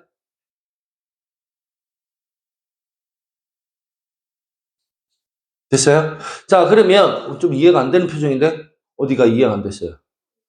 괜찮아요? 자, 그러면 인지질의 친수성 부분이 바깥쪽을 향하고 소수성 밑줄 쳐야 돼. 소수성 부분이 서로 마주보며 이중층을 이루었다. 에다가 밑줄 치고. 괜찮아요? 그 다음에 단백질의 위치는 고정되어 있지 않고 바뀐다에다가도 밑줄을 치시기 바랍니다. 빨리. 자, 그래서 세포막은 물질의 종류와 크기에 따라 투과시키는 정도가 달라서 다음 페이지에 보면 단순확산, 촉진확산 뭐 이런 말이 나오는 거고, 세포 안팎으로 물질을 출입을 조절한다. 물질 출입을 조절한다는 표현 아주 자주 나오는 표현이니까 밑줄 쳐고 외워놓으시면 좋겠고, 생명활동을 원활하게 유지할 수 있도록 해준다. 이게 바로 세포막의 역할이다 라고 되어 있네요. 괜찮나요? 넘어가요. 넘어가요. 밑줄 쳤어? 빨리. 넘어가요. 자, 그 다음에 세포막을 이용한 그런 물질의 확산에는 뭐가 있습니까? 라는 것인데, 자, 세포막을 이용한 물질의 확산에는 크게 두 가지가 있대요. 확산이에요, 확산. 동글베개 치고 별표 하나. 자, 확산. 자, 확산은 내가 만약에 이런 거예요. 내가 여기다가 향수를 딱 갖다 놔서 향수를 팍 하고 넘어졌어요. 그럼 여기에서 냄새가 나기 시작하겠죠? 쫙 해서 이 방 가득히 이제 확산이 된다라고 우리가 외우고 있는데, 생각해보면 이렇죠. 맨 처음에 여기 향수병이 엎어진 곳은 향수 분자가 많을 거예요. 여기가 고농도죠, 그러니까. 그러니까 고농도에서 저농도 쪽으로 쫙 하고 퍼져나가는 이런 현상을 우리는 확산이라고 하는 거 아닙니까? 이 확산은 그러니까 용질이 움직이는 거예요.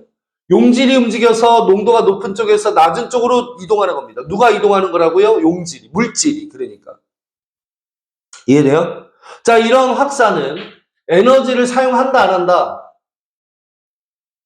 에너지 사용하지 않죠. 그냥 스스로 막 움직여서 가는 거잖아요. 그러니까 봐봐. 확산은 분자 운동이 일어나므로 세포에서 에너지를 사용하지 않는다 그래서요. 확산. 될까요? 밑줄 쳐야 돼, 이거. 같이. 밑줄 쳐야 돼. 여기도 밑줄 쳐야 되고. 자, 그러면 인지질의 이중층을 통과하는 확산이 있고, 그 다음 막단백질을 통하는 확산이 있는데, 인지질의 이중층을 통과하는 확산은 뭐라고요? 여기 사이에 인지질의 이중층 부분이 뭐라고요? 지방 부분이라고요. 괜찮습니까? 그러니까 물에 녹지 않는 물질이 잘 못 가. 괜찮나? 그러니까 그래서 어떤 것들만 잘 가냐면 크기가 굉장히 작은 기체 분자나 또는 지방산 같은 것들이 움직인대요. 괜찮습니까? 요거 외우셔야 돼. 요거. 자, 그 다음에 페포와 모세혈관 사이의 기체 교환. 기체 교환이 바로 이런 인지질의 이중층을 통과하는 확산이다. 괜찮습니까? 그러면 생각해 보세요. 농도 차이가 크면 속도가 빠르게 움직이겠죠? 괜찮나요? 농도 차이가 크면 클수록 확산 속도가 빨라집니다. 단순히 빨라져요, 그냥 이거는. 그래서 단순 확산이라 부르는 거예요. 다시 한 번 더. 얘는 뭐라고요? 농도 차에 따라 확산하는 속도가 계속해서 증가만 한다고요. 괜찮아? 이거 그리셔야 돼. 농도 차이에 따른 확산 속도가 계속 증가만 한다. 괜찮나요? 그에 비해서 막단백질을 통과하는 확산은 뭡니까? 막단백질을 통과하는 확산은 인지질을 통과하지 못하는 거예요. 지방과 별로 안 친한 거죠. 물과 매우 친한 건데 그 중에는 이온이 있어요. 요 이온. 매우 중요합니다. 나트륨 이온이나 칼륨 이온 같은 게 여기를 통과하고요. 그 다음에 포도당과 아미노산처럼 덩어리가 큰 분자도 여기를 통과하는구나. 다시 포도당과 아미노산처럼 덩어리가 큰 분자도 막단백질을 통과하는구나 라고 생각하시면 됩니다. 괜찮습니까? 이해되셔요? 괜찮죠? 막단백질을 통과했다고 에너지 사용한다 안 한다? 에너지 사용하지 않는 건데 돼요? 돼요? 문제는 막단백질의 숫자가 한계가 있을 거 아닙니까? 대가리 한번 부려보죠. 봐봐. 어떤 공장에 10명이 있어요. 괜찮아요? 한 명이 한 시간에, 봐봐야 돼. 한 명이 한 시간에 제품 하나 만든다고 치죠. 괜찮나요? 자, 10명이 있는데 선생님 주문을 해서 한 개 좀 만들어줘. 그랬더니 한 시간에 하나 만들었어요. 2개 만들어줄래? 그랬더니 2명이 같이 일해서 2개를 만들어요. 한 시간에. 맞아요? 3개를 만들어줘. 그랬더니 어떻게 해요? 1시간에 3개를 만들어요. 속도가 점점 빨라지죠. 주문량에 따라. 맞아, 아니야? 그런데 10개를 만들어줘. 그럼 1시간에 10개까지 만들 거 아닙니까? 10명이니까. 맞아, 아니야? 근데 20개를 주문하면 어떻게 되죠? 20개를 주문하면 1시간에 10개씩 2시간 만들 거 아닙니까? 1시간에 10개를 만들 거 똑같죠? 속도는. 맞아, 아니야? 30개를 주문하든 40개를 주문하든 쏘리. 침이 너무 큰 게 튀었어. 내 눈에 보였어요. 그래서 여기에 앉으면 안 되겠다. 자, 어쨌든 다시 공장에 10명이 있는데 1시간에 10명이서 1시간에 10개를 만들 수 있을 거 아닙니까? 근데 20개를 주문하든 30개를 주문하든 그 속도는 똑같잖아요. 무슨 말이야? 봐봐. 이 막단백질의 개수에 한계가 있잖아. 그러다 보니까 농도 차이가 증가하다가도 나중에 멈춘다고요. 모든 막단백질이 다 막 움직이고 있으면 멈추겠죠. 더 이상 속도가 증가하지 못해요. 즉 얘랑은 다르게 그래프가 어떻게 나타나느냐, 농도 차이에 따라 속도가, 확산 속도가 올라가다가 일정해져요. 이렇게 올라가다 일정해져요. 자, 그 말이 오른쪽에 나와요. 자, 요렇게 인지질의 이중층을 통과하는 확산은 농도 차이에 따라 비례하여 개수 증가했지만 망단백질을 통한 확산은 농도의 차이에 따라 더 이상 증가하지 않는다. 줄 됐어요? 괜찮아요? 넘어갈까요? 네. 자, 이제 3투. 돼요? 자, 3투는 우리가 많이 알죠? 초딩 때도 배웠어요. 그쵸? 뿌리에서 물을 흡수하는 원리인데, 그쵸? 농도가 어떤 쪽에서, 낮은 쪽에서, 어떤 쪽으로, 높은 쪽으로, 뭐가 이동해요? 농도가 낮은 쪽에서 높은 쪽으로 물 분자가 이동해 라는 것이 3투입니다. 괜찮나요? 자, 식물세포든 동물세포든 이런 현상이 나타나는데, 괜찮나요? 자, 봐봐. 자, 농도가 같은 용액, 우리는 이걸 등장액이라고 해요. 괜찮아요? 등장액. 같을 등자를 씁니다. 괜찮습니까? 등장액. 돼요? 그러면 들어오는 물과 나가는 물이 같아서, 다시 들어오는 물과 나가는 물이 같아서 세포의 크기가 변함이 없어. 이렇게 써져 있는데, 돼요? 다시 안팎으로 이동하는 물의 양이 같아, 밑줄. 여기도 안팎으로 이동하는 물의 양이 같아에다가 밑줄. 들어오는 물도 있고 나가는 물도 있는 겁니다. 그런데 이번에는 농도가 작은 쪽으로 가보죠. 외부의 농도가 작아요. 세포의 농도가 높죠. 그럼 낮은 쪽에서 높은 쪽으로 물이 이동해 오니까 안으로 들어오는 물이 많아요. 돼요? 다시 농도가 낮을 때 우리는 그걸 뭐라 부른다? 저장액이라고 해요. 빨리 쓰시고, 저장액일 때 안으로는 들어오는 물의 양이 많아 그랬어요. 많아. 그럼 나가는 물은 없어? 나가는 물 없어? 들어오는 물만 있어? 그거 아니에요. 그래서 틀려요, 애들이. 다시 한 번 더. 3투는요, 봐봐야 돼. 저장액에선 들어오는 물이 많은 거예요. 저장액. 외부의 농도가 낮으면 들어오는 물이 많아요. 괜찮나요? 이해가 돼요? 농도가 낮으면 들어오는 물이 많다고. 돼요? 자, 식물세포는, 봐봐야 돼. 식물세포는 이렇게 커지다가 어느 순간 더 커지지 못해요. 세포벽이 땅땅이 다 잡아주니까. 근데 동물세포는 어떻게 터지죠? 이렇게 터지는 걸 용혈현상, 그 다음에 이렇게 팽팽해지는 걸 팽윤이라 부르는데, 그건 이제 생투에서 배우는 단어고요. 지금은 이 정도로만 이해하시면 돼요. 그림으로만. 됐나요? 그럼 이제 농도가 높은 용액으로 한번 가보죠.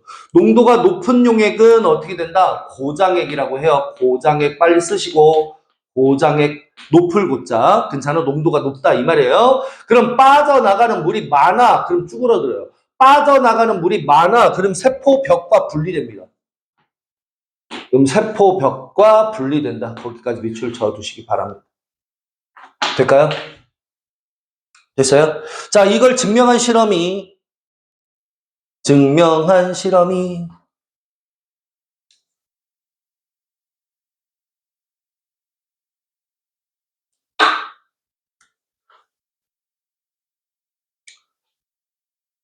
자, 증명한 실험이 페이지 몇 페이지에 나와 있다. 아이고 힘들어라. 페이지 148페이지에 나와 있어요. 괜찮아요? 자, 148, 148, 148, 8, 됐나요? 자, 적양파를 사용했고요. 적양파 사용하는 이유는 염색약을 사용하지 않아도 돼서. 밑줄. 자, 그 다음에 이렇게 떨어뜨리고 0.9%의 소금물을 떨어뜨린대요. 0.9%를 떨어뜨리고 먼저 떨어뜨린 까닭은 표피세포의 부피가 변하지 않기 때문인데 뭐 굳이. 자, 그 다음에 10%의 소금물을 떨어뜨리고 관찰하고 0.9%를 떨어뜨리고 관찰했고 막 이렇다는 얘기예요. 괜찮습니까? 이해돼요? 자, 그럼 밑으로 내려갔어. 자, 이제 실험 결과. 자, 실험 결과는 뭐다? 여기 이렇게 써져 있네요. 자, 여기 0.9%의 소금물 밑줄. 자, 10%의 소금물 밑줄. 증류수 밑줄. 됐나요? 보니까 0.9%는 거의 변함이 없는 것 같은데, 맞아요? 10%는 쭈그러들었고요. 이 증류수는 엄청 커졌네? 맞아, 아니야? 돼요? 봐봐야 돼. 그럼 이 0.9%를 우리는 등장액이라고 쓰면 되죠. 등장액, 들어오는 물과 나가는 물이 같아서 세포의 변화가 없어요. 그쵸? 전체적으로 붉은색 필요 없고. 자, 그 다음에 10%의 소금물 고장액, 그럼 뭐야? 고장액. 농도가 낮은 농도에서 높은 농도 쪽으로 물이 막 이동해 가니까 들어온 물은 적고. 그러니까 어떻게 됐어요? 이렇게 쭈그러들었어. 괜찮나요? 쭈그러들었어. 이해가 되죠? 결국에는 세포벽과 분리되었다. 자, 그 다음에 여기는 저장액, 얼마다? 밖에 농도가 더 낮아. 농도가 낮은 쪽에서 높은 쪽으로 물이 이동해 오고 바깥쪽으로 나가는 건 좀 적다 이 말이죠. 그래서 부피가 증가했다. 괜찮나요? 자, 첫 번째, 증류수와 농도가 다른 소금물을 사용하는 건 뭐냐? 물의 이동을 알아보기 위해서다. 삼투에 의한 물의 이동 밑줄 치고요. 자, 10%를 떨어뜨렸을 때 분리되는 까닭은 뭐냐? 농도가 낮은 세포 안에서 농도가 높은 10%로 빠져나가. 부피가 줄었기 때문이다. 괜찮나요? 그 다음에 증류수를 떨어뜨렸을 때 팽팽해지는 이유는 뭐냐? 농도가 낮은 증류수에서 농도가 높은 세포 안으로 물이 많이 들어와서 부피가 증가했기 때문이겠다. 됐습니까? 이해되셨죠? 자, 밑으로 옆 페이지. 자, 문제를 한번 풀어보죠. 돼요? 큰일 났네. 자, 문제를 한번 풀어보죠. 이 실험에서 세포막을 경계로 물이 이동하는 원리는 삼투다. 삼투 맞죠? 물이 이동하는 거 밑줄 치고요.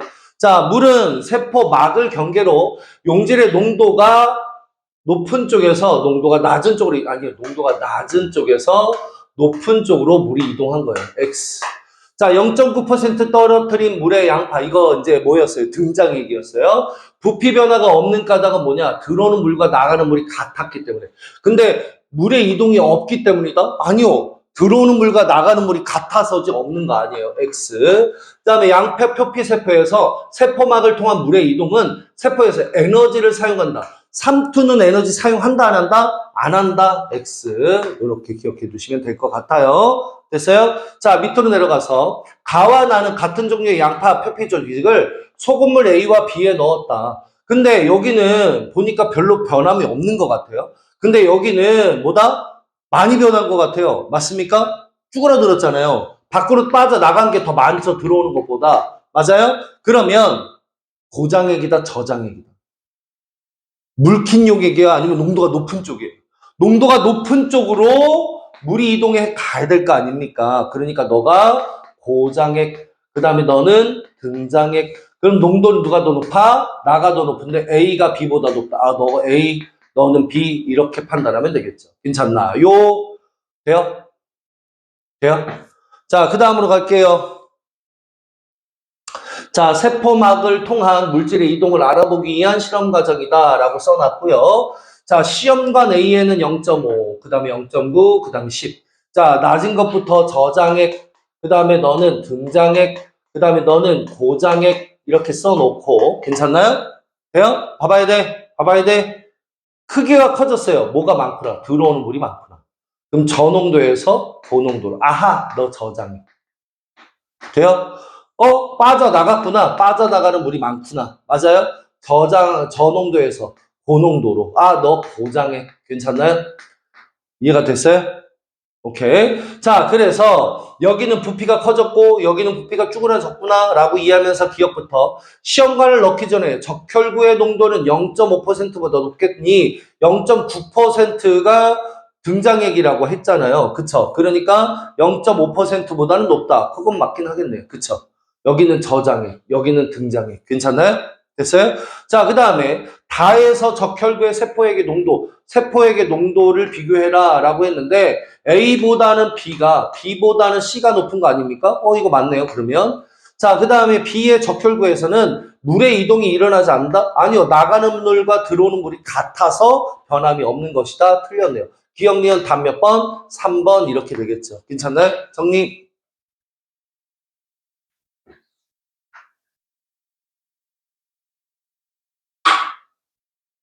되었어요? 자, 그 다음 다시 앞으로 조금 넘어오는데 선생님이 여기 조금 빼먹은 게 있어요. 어디다가 밑줄을 쳐야 되냐면 아까 확산만 밑줄 쳤고 여기 3투도 에너지 사용하지 않는다. 요거 밑줄 빼먹었어요. 미안해요.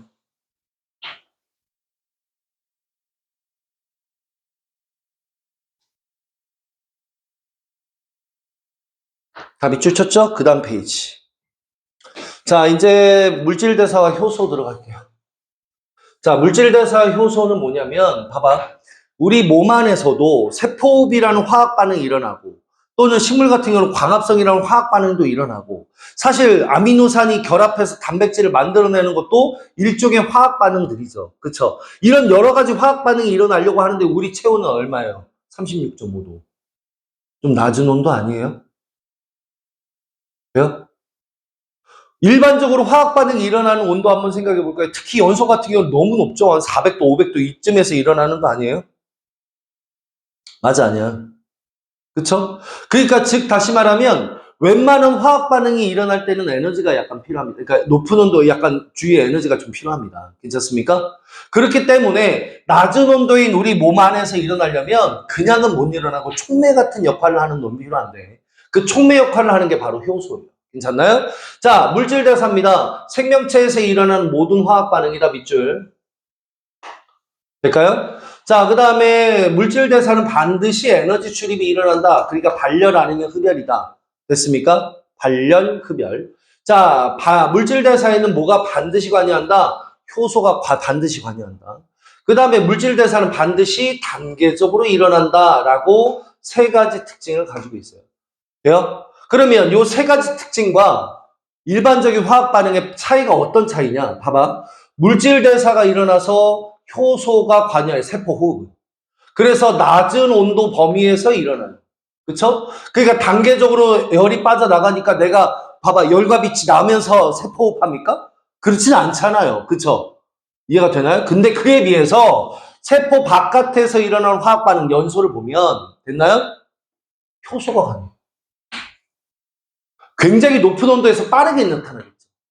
그러니까 에너지가 한꺼번에 일어나서 한꺼번에 방출되니까 열과 빛이 나오는 거예요. 열과 빛까지 나오는 거예요. 괜찮나요?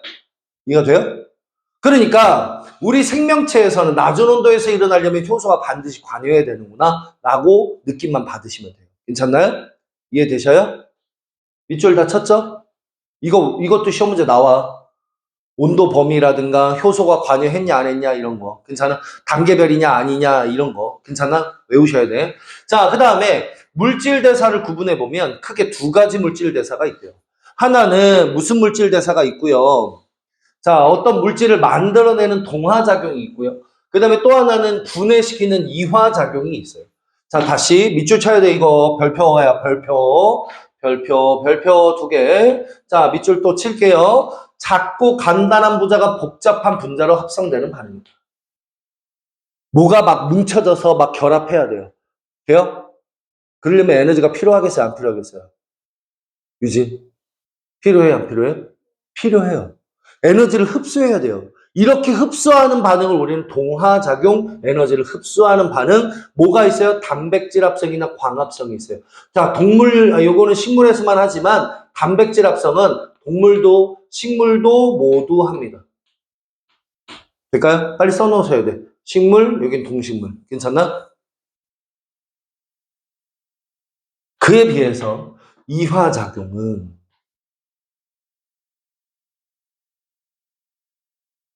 됐어요? 그에 비해서 이화작용은 크고 복잡한 분자를 자꾸 간단한 분자로 분해하는 반응이래. 나누는 반응이래. 그렇다는 얘기는 막 되게 많이 결합돼 있었는데 작은 분자로 만들려면 뭐예요? 그만큼의 에너지가 없어지는 거 아닙니까? 방출되면서 나가겠죠. 이해가 됩니까? 그래서 에너지를 방출하는 반응이에요. 에너지를 방출하는 반응은 세포호흡과 소화가 있는데 세포호흡 밑에 동식물이라고 하셔야 돼요. 돼요? 그러니까 동하든 이화든 동물이든 식물이든 다 일어나는 거예요. 알겠습니까? 무조건. 동물만, 식물만 이런 거 없어요. 알겠어요? 됐어요? 그리고 오른쪽에 살짝 됐나요? 자, 동화작용은 흡열이라면서 이렇게 에너지가 올라가겠죠? 그럼 무슨 말이야? 반응물의 에너지가 생성물의 에너지보다 작다. 이렇게 얘기가 나. 반응물의 에너지의 합이 생성물의 에너지 합보다 작다. 됐어요? 밑줄 치셔야 돼요. 그러니까 올라가려면 에너지를 흡수해야 돼. 흡열이야. 이렇게 얘기를 하는 거예요. 이해가 됐어요? 유진이? 오케이. 빨리 밑줄 치세요.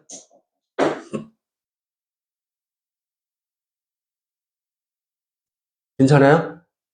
자, 그러면 그에 비해서 이화작용은 반대겠죠? 반응물의 에너지가 생성물의 에너지보다 커서 발열 반응이 이렇게 일어났다라고 생각하시면 됩니다. 자, 그 다음에 밑에 있는 요 그림도 반드시 외우셔야 돼요. 괜찮나? 한번 해보면 자꾸 간다는 게 크고 복잡한 분자 동화작용 에너지를 흡수하면서 이렇게 아미노산이 단백질을 만들어내는 이런 과정이 이제 동화작용이겠죠. 자, 그에 비해서 크고 복잡한 분자가 간단한 분자, 포도당이 이산화탄소나 물처럼 간단한 분자로 나가면서 발열 반응이 일어난다. 괜찮나? 근데 그거에 누가 관여하고 있다고요? 효소가 관여하고 있다고요. 효소. 이 효소가 생체 촉매 역할을 하는 것이다. 괜찮나요? 낮은 온도에서 반응이 빨리 일어나게끔 만들어주는 것이다. 라는 거예요. 괜찮습니까? 이해가 되시죠? 그러면 반응을 어떻게 빨리 일어나게 만들어주니 효소가? 돼요? 그 방법이 뭐냐 이거죠. 그 방법은 활성화 에너지를 낮춘다예요. 다시 효소의 작용은 활성화 에너지를 낮춘다. 그래서 화학 반응을 빠르게 일어난다. 밑줄 치시면서 이거 별표 하나요? 서술형으로 아주 자주 나오는 문장입니다. 외우셔야 돼요. 그럼 도대체 활성화 에너지가 뭐냐 이거죠. 사실은 봐봐. H2가 O2가 그 다음에 H2O가 이렇게 되는 이 반응은 됐나요? 됐어요? 발열 반응으로 이렇게 떨어지겠죠. 근데 이 반응들이 무작정 딱 이렇게 일어나는 게 아니에요. 무슨 말이야? 봐야 돼. 무슨 말이야? 이게 수소 원자와 수소 원자가 붙어 있잖아요. 산소 원자와 산소 원자가 붙어 있잖아요. 이 붙은 결합을 끊어야 돼. 끊어서 원자 상태로 이렇게 만든 뒤에 다시 재결합을 한다. 이 말이에요. 이해가 됩니까? 돼, 안 돼? 그러니까 사실은 요 꼭대기가 원자 상태까지 갔다가 다시 되돌아가는 결합을 한 거라고요. 이해가 돼요? 그러니까 올라갔다 떨어질 수밖에 없고 이렇게 반응물로부터 최고 높이까지 필요한 요 에너지 반응을 활성화시킬 때 필요한 에너지 활성화 에너지라고 부르는 겁니다. 괜찮습니까? 돼요? 근데 효소를 사용했었더니 이 활성화 에너지가 어떻다? 낮아졌다 이거예요. 활성화 에너지가 이렇게 원래는 여기까지 올라가야 되는데 낮아졌다. 그러니까 반응이 더 잘 일어날 수 있겠죠. 에너지 장벽이 없어졌으니까 반응이 더 잘 일어날 수 있겠죠. 괜찮아? 옆에 활성화 에너지가 낮다. 효소가 있을 때 반응이 빠르게 밑줄 쳐야 돼요. 괜찮습니까? 그런데 자, 여기 보이나요? 반응물? 여기 보이나요? 생성물? 돼요? 반응물과 생성물의 요 에너지 차이가 뭐라고요? 반응열? 근데 활성화 에너지가 높든 활성화 에너지가 낮든 상관없는 거 아니에요? 자, 별표예요. 자, 반응열은 효소가 있든 없든 상관없이 일정해. 밑줄. 효소가 있든 없든 상관없이 일정해. 밑줄. 될까요? 됐어요? 자, 그러면 사실은 이게 이화작용에서의 활성화 에너지고요. 괜찮나? 동화작용은 어떠하냐라는 거야. 여기 위에다가 동화작용 하나 더 그릴 거예요. 자, 동화작용의 에너지는 이렇게 반응물의 에너지에서 저렇게 생성물의 에너지로 갈 때 요렇게 올라갔다 떨어지겠죠. 괜찮나요? 자, 효소가 있으면 요렇게 감소하면서 떨어질 거고요. 자, 이 노란색이 바로 효소가 있을 때인데 활성화 에너지가 어디부터 어디까지냐면 반응물의 에너지부터 가장 높은 여기까지가 활성화 에너지. 그러니까 효소가 있으면 요만큼으로 준 거죠. 효소가 있으면. 됐나요? 활성화 에너지가. 잊어버리면 안 돼요. 그러면 효소가 있으나 없으나 요 차이, 이걸 우리가 반응열이라고 하는데 이 반응열은 변함이 있다 없다? 없다는 거고요. 자, 요 그래프 빨리 그려주세요. 그려주세요.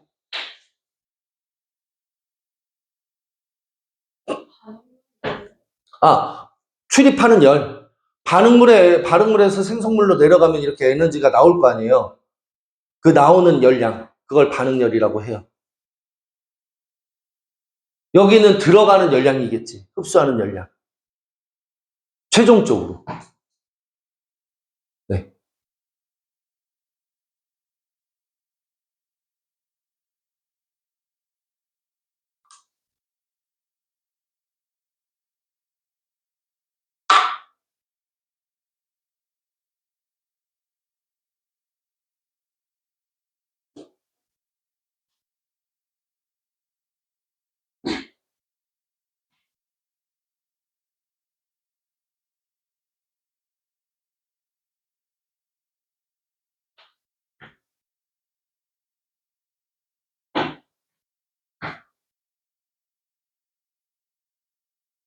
근데 오늘 원래는 좀 빨리 끝내서 과자라도 하나 먹고 싶었는데.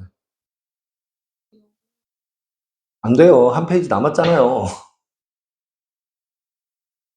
다음 주에? 다음 주에 오면은 민혁가 영상을 볼 거니까 얘기하지 않을래요. 참 곤란한 질문을 많이 하네.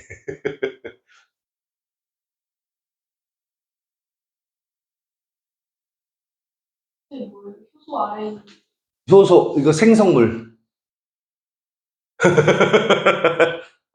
알았어요. 좀 잘 쓸게요. 성.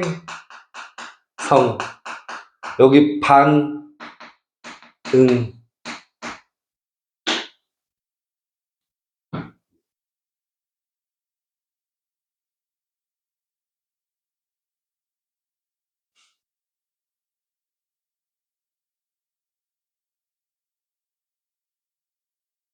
은호 다 그린 거 맞아요? 내가 볼 때는 나를 딱 보는 순간 다 그린 척하고 있는 것 같은 느낌적인 느낌이 든 거 뭐죠? 다 그랬어요? 알았어요. 자, 다음 페이지. 자, 이제 효소의 특징만 하면 이제 끝납니다. 사실 뒤에 있는 효소의 활용은요, 읽으면서 바로바로 정리하면 돼요. 자, 갑시다. 효소의 특징. 별표 짜리입니다. 이것도 시험 문제 잘 나와요. 자, 갈게요. 효소는 주성분이 단백질이다. 단백질 동글베개 치고요. 자, 단백질이기 때문에 특이한 현상이 나타날 수가 있는데 오른쪽에 보면 높은 온도에서 구조가 바뀐대요. 구조가 바뀌면 지 역할을 할 수 있다 없다? 없다. 그래서 기능을 잃는다라고 돼 있어요. 괜찮습니까? 밑줄 쳐두시고. 근데 사실은 산에 의해서도 기능은 잃어요. 근데 뭐 쉽게 얘기하면 침 속에 아밀레이스가 있는데 침을 막 끓이면 어떻게 돼요? 아밀레이스가 제 역할을 해요? 못해요? 못하죠. 그래서 소화가 안 됐었잖아. 우리 중딩 때. 기억나세요? 그런 실험이 있었어요. 한 적은 없겠지만. 자, 어쨌든. 자, 그 단백질에다 동글베개 치시고. 그러니까 걔네마다 고유한 입체 구조를 갖는데 무슨 말이니? 구조에 맞는 반응물하고만 작용한다. 밑줄을 치세요. 구조에 맞는 반응물만 반응한다? 무슨 말이야? 아밀레이스가 녹말을 분해시키지? 지방을 분해시키진 않죠. 펩신이 단백질을 분해시키지 녹말을 분해시키진 않죠. 라이페이스가 지방을 분해시키지 녹말이나 단백질 분해시키지 않잖아요. 기질이 따로 있어요. 이해가 돼요?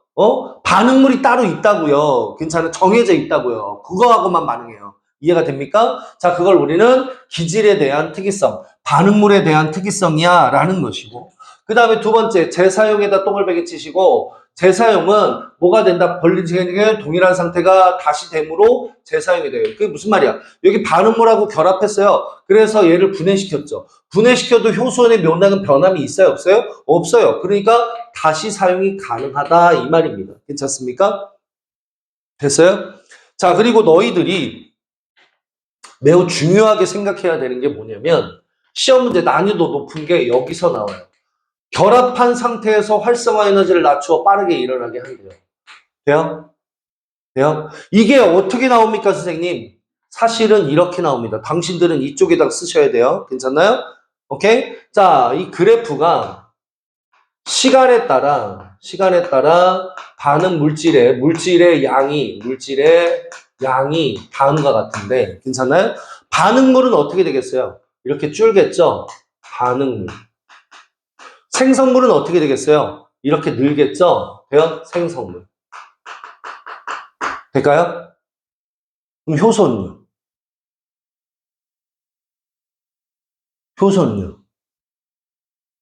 효소는 줄었다가 늘겠죠? 왜요? 이걸로 결합한 상태는 효소로 치지 않잖아요. 이해가 돼요? 그러니까 효소 같은 경우는 그래프가 이렇게 내려갔다가 올라갈 거예요. 또 이 반응, 그러니까 효소와 반응물이 결합한 요 상태, 괜찮아요? 반응물과 효소가 결합한 요 상태는 있다가 사라지겠죠. 반응이 끝나면 사라질 거 아닙니까? 괜찮습니까? 그래서 있다가 사라집니다. 반응물과 효소가 결합한 물질은 올라갔다 떨어져요. 알겠습니까? 잊어버리지 마세요. 그래프 여기다 그려주세요. 다시 물질의 양. 어떤 물질의 양? 물질 양. 괜찮나요? 이해 안 돼요, 유진이? 다시 반응물은 줄겠죠. 반응이 진행되니까. 점점 생성물로 바뀔 거 아니에요, 반응물이. 이걸로. 이해가 돼요? 그래서 반응물은 줄고 생성물은 늘 거야. 근데 문제는 얘는 어떻게 됐다고요? 반응물이 있을 때 얘랑 결합해서 이거 만들고 얘랑 이거 만들어 저 이렇게 만들고 이럴 거 아니에요. 근데 어느 순간 이제 반응물이 없으면 어떻게 돼요? 얘도 줄었죠, 다시. 없어지겠죠. 생성물을 만들면서 다시 원래 요것만 만들어질 거 아니에요. 이해가 돼요? 다른 거는 효소가 없으면 네? 아니. 이제 반응물이 없으면, 반응물이 모두 반응해서 반응물이 없으면, 얘가 이렇게 갔다가 분리가 된 효소는 더 이상 반응물이 없으니까 얘를 만들 수가 없잖아요. 만약에 그러니까 반응물이 예를 들어 100개가 있어요. 괜찮아? 그래서 다 쭉 만들어서 이게 이제 뭐 100개, 100개 이렇게 만들었단 말이에요. 괜찮아? 그럼 이제 반응물이 없어. 그러면 아까 그 전에 이제 이게 있었다가도 이렇게 들어가면서 생성물 만들어내면 더 이상 반응물이 없으니까 얘를 못 만들죠. 반응물과 결합한 효소를. 반응물과 결합한 요소를 못 만들죠. 괜찮나요? 그래서 반응이 끝나면 끝날수록 얘가 점점 줄어야 돼요. 이렇게. 요 결합한 요 상태가 줄어야 된다고. 이해됐어요? 합한 상태가. 이해됐어요? 그래프. 여기쯤에 그려주시면.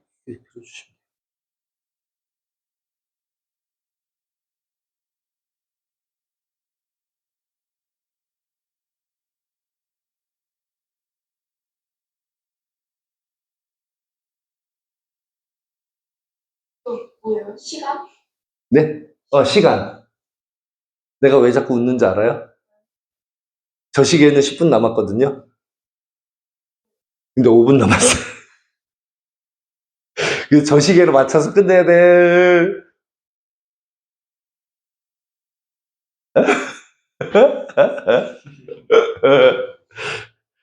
선생님 3.1절 오늘 쉬는 날 막 이러면서 나한테 지금 압박하고 있는 거죠? 알았어요. 자, 빨리 읽어볼게요. 그러면 여기. 자, 어쨌든 생명활동에 뭐 어쩌고저쩌고 한다라는 건데 이것도 뭐 한번 읽어보시면 될 것 같고요. 자, 효소의 활용입니다. 효소의 활용에는 발효식품이 효소를 활용하는 거래요. 자, 요거 외우셔야 되겠고. 고기 연육제도 효소를 활용하는 거래요. 고기 연육제가 뭐냐면 우리 갈비 같은 거 맛있게 하려고 과일 같은 거 막 집어넣잖아요. 그거 얘기하는 거예요. 그 다음에 식혜를 만들 때도 효소를 활용한대요. 괜찮나? 그러니까 엿기름이 바로 효소다. 이런 뜻이 있죠. 자, 그 다음에 소화제에 효소 사용한대요. 아, 탄수화물 분해 요소, 단백질 분해 요소, 지방 분해 요소를 거기 소화제에다가 집어넣는 거죠. 괜찮나요? 자, 그 다음에 혈당 측정기나 소변 검사지에다가 또 효소를 활용하고 있고요. 괜찮나요? 마지막. 자, 여러 가지 세제라든가 화장품이라든가 치아라든가 그 다음에 종이라든가 이런 것에도 효소를 사용하고 있으며 아, 탈색하는 데까지도 그 다음 환경을 정화시키는 데도 효소를 사용하고 있습니다. 될까요? 오늘 수업은 여기까지.